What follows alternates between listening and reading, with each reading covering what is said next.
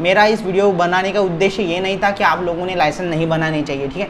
मेरा वो उद्देश्य बिल्कुल नहीं है। मेरा बस इतना ही कहना था कि जो लोग मेरी बातें समझकर अपना फ्यूचर में होने वाला लाखों का नुकसान जो है वो अगर रोकना चाहते हैं तो बस उन लोगों के लिए ये वीडियो था। नमस्कार दोस्तों, अगर आप सिविल इंजीनियर नहीं हो या फिर सिविल इंजीनियरिंग से आपका कोई भी बैकग्राउंड नहीं है, लेकिन फिर भी अगर आपको कॉन्ट्रैक्टर बनना है और लाखों कमाने का आपका सपना है, तो मैं ये कहूँगा कि ये वीडियो एंड तक ज़रूर देखिए। उसके बाद ही आपको ये डिसीजन लेना है कि क्या सच में आपको कॉन्ट्रैक्टर बनना चाहिए या नहीं। अब ये जो स्क्रीन पर आपके सामने जो इन्फॉर्मेशन है, जो टॉपिक है 4, वो बहुत ज़्यादा ज़रूरी है अगर आपको एक कॉन्ट्रैक्टर बनना है। देखिए, मैं यहाँ पर एक बात आपको क्लियर करना चाहूँगा, आपके पास डिग्री हो या ना हो, आप सिविल इंजीनियर हो या ना हो, दोनों भी केसेस में आपको यहाँ पर ये 4 मिनिमम रिक्वायरमेंट है, उसके बेसिस पर ही मैं कहूँगा कि आप एंट्री कर सकते हो एज अ कॉन्ट्रैक्टर, या फिर आप एक सर्वाइव कर सकते हो, उस फील्ड में आप जिंदा रह सकते हो एज अ कॉन्ट्रैक्टर। अदरवाइज आपके डूबने के चांसेस, आपका नुकसान होने के चांसेस बहुत ज़्यादा है। तो वो कौन सी ऐसी 4 चीज़ें हैं? सबसे पहला, जैसे आपके स्क्रीन पर ही है, टेक्निकल एजुकेशन। अब टेक्निकल एजुकेशन का मतलब क्या हुआ? देखिए, आपके पास डिग्री हो या ना हो, मैं एक एग्जांपल दे रहा हूँ कि आपको रोड का कंस्ट्रक्शन करना है, ठीक है, तो उस वक्त आपको पता होना चाहिए कि रोड के कितने लेयर्स होते हैं, ठीक है। बाद में रोड की क्यूरिंग किस तरह से की जाती है, ये बेसिकली पूरे टेक्निकल टर्म है। अब जो मैं बोल रहा हूँ वो सब टेक्निकली टर्म है। रोड पर शोल्डर कहाँ होता है, रोड पर क्राउन कहाँ होता है, ठीक है, रोड का जो वाटर रहेगा वो कैसे आप डिस्पोज कर सकते हैं, ये सब चीज़ें जो है वो आपको पता होनी चाहिए। मैं सिर्फ एक एग्जाम्पल दे रहा हूँ, इसमें बहुत ज़्यादा और भी डिटेल चीज़ें होती है, लेकिन कहने का मतलब यह है कि अगर आप काम कर रहे हो, देखिए वो कोई पेपर वर्क नहीं है, ठीक है। आपने अगर कोई कॉन्ट्रैक्ट लिया है, रोड का हो या फिर किसी भी तरह के कंस्ट्रक्शन का हो, ठीक है, तो उस केस में आपको एक आउटपुट दिखाना है, वो स्ट्रक्चर आपको खड़ा करना है वहाँ पर, ठीक है, या फिर वो स्ट्रक्चर आपको कंप्लीट करना है। तो मैं ये कहूँगा कि ये कोई पेपर वर्क नहीं है कि आपने कुछ भी लिख दिया तो आपको पैसे मिल जाएंगे या फिर आपका काम हो जाएगा। यहाँ पर आपको रिजल्ट देने हैं। उस रिजल्ट को देने के लिए आपके पास सबसे पहली रिक्वायरमेंट होती है कि वो काम कैसे किया जाता है, उस काम के बारे में पता होना चाहिए, जिसे हम टेक्निकल नॉलेज कहेंगे। तो ये आपके पास सिविल इंजीनियरिंग की डिग्री हो या ना हो, दोनों भी केसेस में आपके पास टेक्निकल नॉलेज होना चाहिए। अब हम आगे बात करते हैं कि एक्सपीरियंस। अब यहाँ पर मैं एग्जांपल देता हूँ कि मान लीजिए आपके पास सिविल इंजीनियरिंग की डिग्री है, ठीक है, या फिर आपने किताबें भी पढ़ ली, ठीक है, लेकिन आपके पास कोई अनुभव ही नहीं था कि किस तरह से काम किया जाता है वहाँ पर साइट पर, जो लेबर होते हैं उनसे किस तरह से काम करवाया जाता है। तो ये सब चीज़ें अगर आपको पता नहीं होंगी, जो एक्सपीरियंस से आती है, ठीक है, तो भी आपके काम पर इफेक्ट होगा, उसके कारण भी आपकी जो काम की क्वालिटी है वो ख़राब हो सकती है, जिससे बेसिकली आपको ही नुकसान होगा, ठीक है। अब ये बातें हो गई।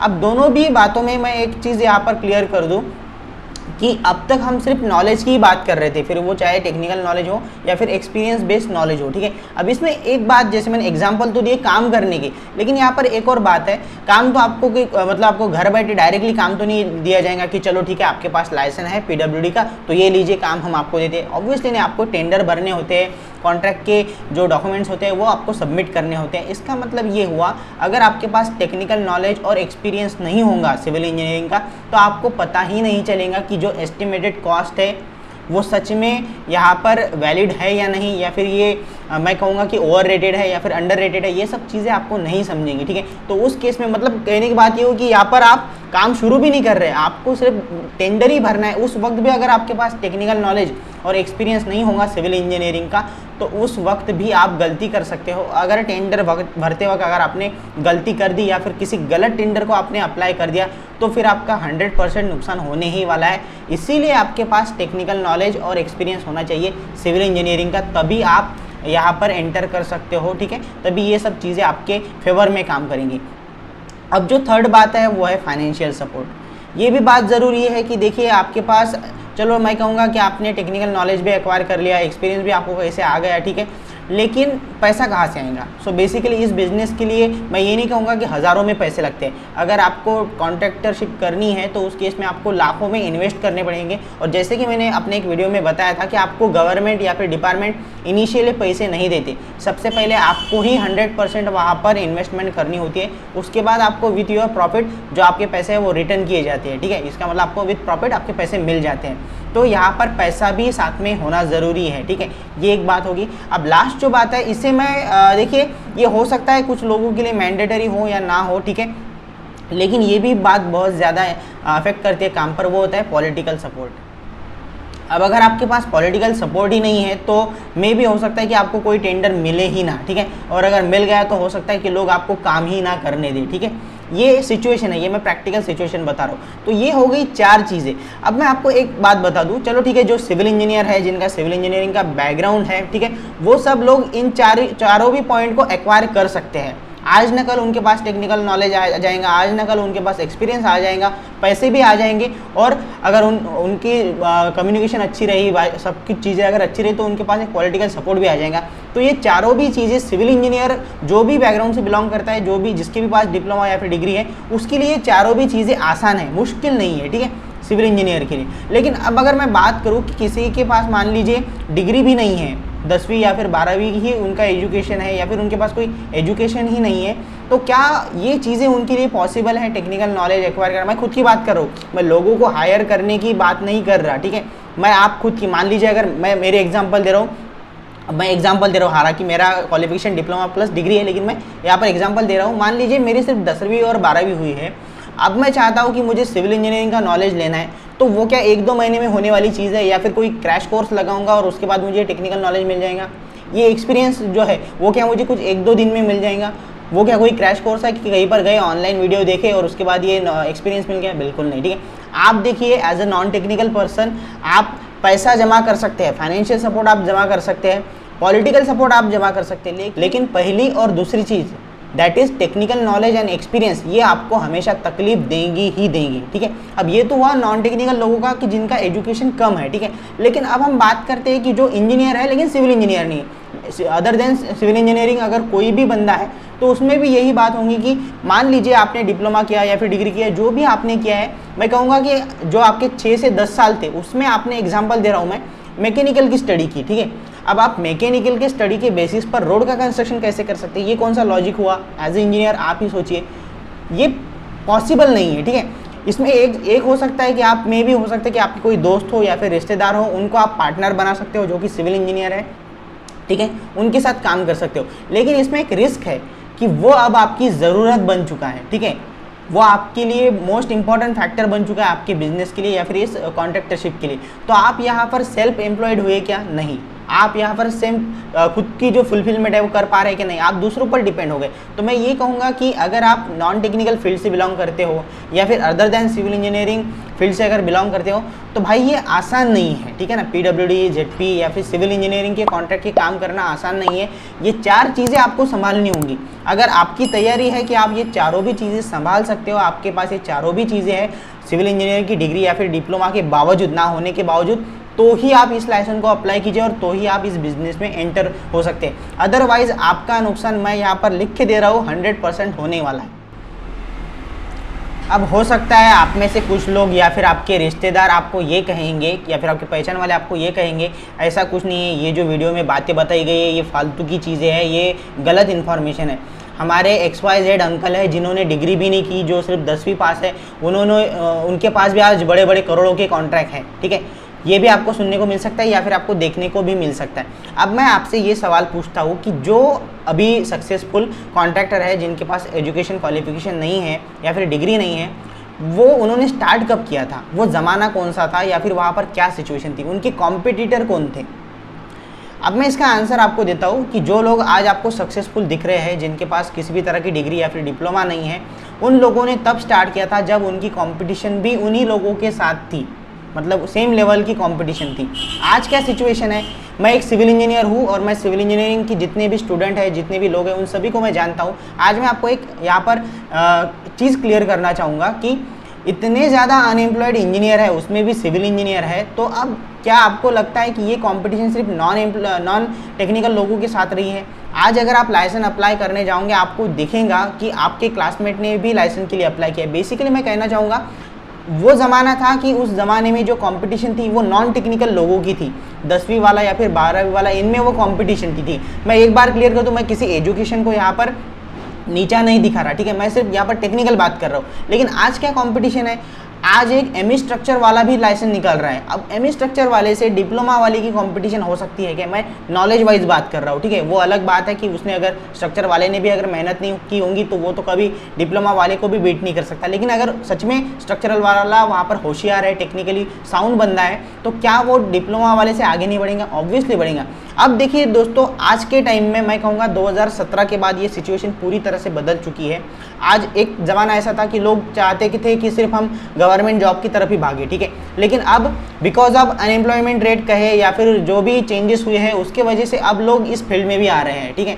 तो सिविल इंजीनियर ही आपको कंपटीशन में देखने को मिलेगा। अब देखिए, आप यहाँ पर एक सिंपल सिचुएशन देखिए, मैं मेरी बात करता हूँ। मान लीजिए मैं सिविल इंजीनियर हूँ, diploma plus degree holder with experience, मैं अगर सिविल इंजीनियर हूँ और मेरे सामने अगर कोई अदर ब्रांच का बंदा है, इलेक्ट्रिकल हो गया, मैकेनिकल हो गया, तो क्या वो मुझे रोड कंस्ट्रक्शन में पीछे छोड़ सकता है? बिल्कुल नहीं, बिकॉज मेरी वो कोर ब्रांच है, मैं वही पढ़ा हूँ, ठीक है, मैंने उसी में प्रैक्टिस की है, तो वो बंदा मुझे हरा नहीं सकता।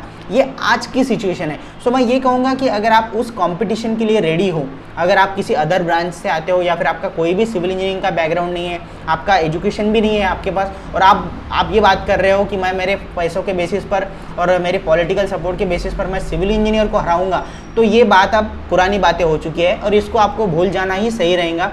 अब ये बातें मैंने बता दी है, बाद में आपका, मैं ये तो कहूँगा कि निर्णय आपका है, लेकिन ये जो सच्चाई है वो मैंने बता दिया आपको। बेसिकली मैं कहना क्या चाहता हूँ, ये आपके स्क्रीन के सामने है। लोग मुझे हमेशा कमेंट करते हैं कि सर मेरे पास डिग्री नहीं है, मेरे पास सिविल इंजीनियरिंग की डिग्री नहीं है, मेरे पास कोई और डिग्री है या फिर कोई और डिप्लोमा है, तो क्या मैं लाइसेंस निकाल सकता हूँ? मेरा आंसर उसमें, अगर आप मोस्ट ऑफ द केसेस में देखोगे तो मेरा रिप्लाई यही रहता है, yes you can apply for normal contractor licence. अब देखिए, ये मैं वहाँ पर इसलिए कहता हूँ क्योंकि मैं अगर कहूँगा कि नहीं आप अप्लाई नहीं कर सकते, तो वो मैं कहूँगा कि थेरोटिकली वो जो इन्फॉर्मेशन है वो गलत हो जाएंगी अगर मैं नो कहूँ तो। इसका आंसर यस है कि आप अप्लाई तो कर सकते हैं, लाइसेंस तो बना सकते हैं, लेकिन हम थोड़ी प्रैक्टिकल चीज़ है उसको अगर देखें तो ये सवाल आपके, ये जो सेंटेंस है यही उसका आंसर है कि सिर्फ लाइसेंस निकालने से कोई कॉन्ट्रैक्टर नहीं बनता, ठीक है। जो चीज़ें मैंने वीडियो में एक्सप्लेन की है उतनी अगर आपके पास एलिजिबिलिटी है, क्षमता है आप में, तो ही आप कॉन्ट्रैक्टर बन सकते हो। लाइसेंस तो कोई भी निकाल लेगा, ठीक है। डॉक्यूमेंट अरेंज करना इंडिया में कोई बड़ी बात नहीं है, ठीक है ना। अगर किसी के पास सॉल्वेंसी नहीं है तो अपनी पहचान और पॉलिटिकल सपोर्ट से वो भी निकाल लेगा, किसी के पास वर्क डन नहीं है तो वो भी निकाल लेगा। कोई डॉक्यूमेंट से आपका काम रुकने वाला नहीं है, ठीक है। हो सकता है आपको पैसे खिलाकर वो सब कर दोगे, ठीक है, लेकिन भैया ये जो काम है ना ये प्रैक्टिकली दिखता है, ठीक है। तो उस केस में आप जो कंपटीशन जिन लोगों से कर रहे हो वो लोग कमज़ोर नहीं है, वो टेक्निकली साउंड बंदे हैं, उनके पास एक्सपीरियंस है, उनके पास पॉलिटिकल सपोर्ट है। तो मैं ये कहूँगा कि अब सिर्फ लाइसेंस बनाने आपका बन गया, इसका मतलब ये नहीं कि आप कॉन्ट्रैक्टर बन गए। तो ये सेंटेंस को आप माइंड में रिपीट करो कि सिर्फ लाइसेंस निकालने से मैं कॉन्ट्रैक्टर बन जाऊँगा क्या? ये क्वेश्चन आप खुद से पूछो कि क्या सच में मैं कॉन्ट्रैक्टर बनने के लिए मेरी क्षमता है भी या नहीं, कि या सिर्फ मुझे लाइसेंस मिल रहा है, लाइसेंस लेना ही मेरा टारगेट है। ये आपको क्लियर करना पड़ेगा। जब भी आपके दिल में ये सवाल आए कि आप किसी अदर ब्रांच के काम में जाना चाहते हो, वहाँ पर आप आपका करियर ट्राई करना चाहते हो, तो आपको ये देखना पड़ेगा कि उस फील्ड में क्या चैलेंजेस है, बाद में उस फील्ड में आपकी कंपटीशन किन लोगों से होने वाली है और अभी की सिचुएशन क्या है। हम क्या करते हैं, हम 15-20 साल पहले क्या हुआ था उस पर ही अपने डिसीजन ले रहे हैं। आपको करंट जो है सिचुएशन उसके साथ डील करना पड़ेगा और उसका आंसर यही है। मैं सिंपली कहना चाहूँगा कि सिर्फ लाइसेंस निकालने से कोई कॉन्ट्रैक्टर नहीं बनता। ये बात सिविल इंजीनियर के लिए भी अप्लाई है, ठीक है। मान लीजिए कोई सिविल इंजीनियरिंग है, उसने डिग्री वहाँ पर हासिल कर ली लेकिन एक्सपीरियंस ही नहीं लिया, तो वो भी कॉन्ट्रैक्टर बनने के लायक नहीं है, ठीक है। बाद में ये कहूँगा कि मैं कि किसी ने चलो ठीक है टेक्निकल नॉलेज ले लिया, बाद में एक्सपीरियंस भी है, ठीक है, लेकिन उसके पास पैसा ही नहीं है, तो वो भी कॉन्ट्रैक्टर बनने के लायक नहीं है। मैं सिंपल यहाँ पर देखिए, किसी को अगर गुस्सा आ रहा है तो चलेगा, लेकिन जो मैं चीज़ है मैं वो डायरेक्टली यहाँ पर बता रहा हूँ, वो यही है कि सिर्फ लाइसेंस निकालने से कोई कॉन्ट्रैक्टर नहीं बनता और लाइसेंस निकालना कोई बड़ी बात नहीं है। अब आप में से कई लोग मुझे ये कहेंगे कि सर आपने तो हमें डिमोटिवेट ही कर दिया, ठीक है। अब मैं यहाँ पर दो सिचुएशन बता रहा हूँ कि ये वीडियो मैंने क्यों बनाया या फिर उसका रीज़न क्या था। सबसे पहला रीज़न ये कि आप लोग जो नॉन टेक्निकल लोग हैं या फिर जो सिविल इंजीनियर से बिलोंग नहीं करते हैं, जिनके पास डिग्री है लेकिन सिविल इंजीनियरिंग की नहीं है, वो बेसिकली एक सिविल इंजीनियर के जॉब पर लात मार रहे हो, ठीक है। उनके जो काम है, उनके जो कॉन्ट्रैक्ट है, आप उनको परेशान कर रहे हो, ठीक है। सो बेसिकली आप एक इकोसिस्टम को डिस्टर्ब कर रहे हो, तो मैं नहीं चाहता कि आप उस इकोसिस्टम को डिस्टर्ब करो। ये मेरी आपसे विनती है। ये जो क्वेश्चन आपके स्क्रीन पर है कि क्या यही अंतिम रास्ता है, अगर आपने देखा होगा कि कॉन्ट्रैक्टर बनना as a civil engineer, civil engineering के काम करने के लिए जो कॉन्ट्रैक्टर बनने की इच्छा रखते हैं उन लोगों के लिए ये सवाल है कि क्या ये इतना आसान है।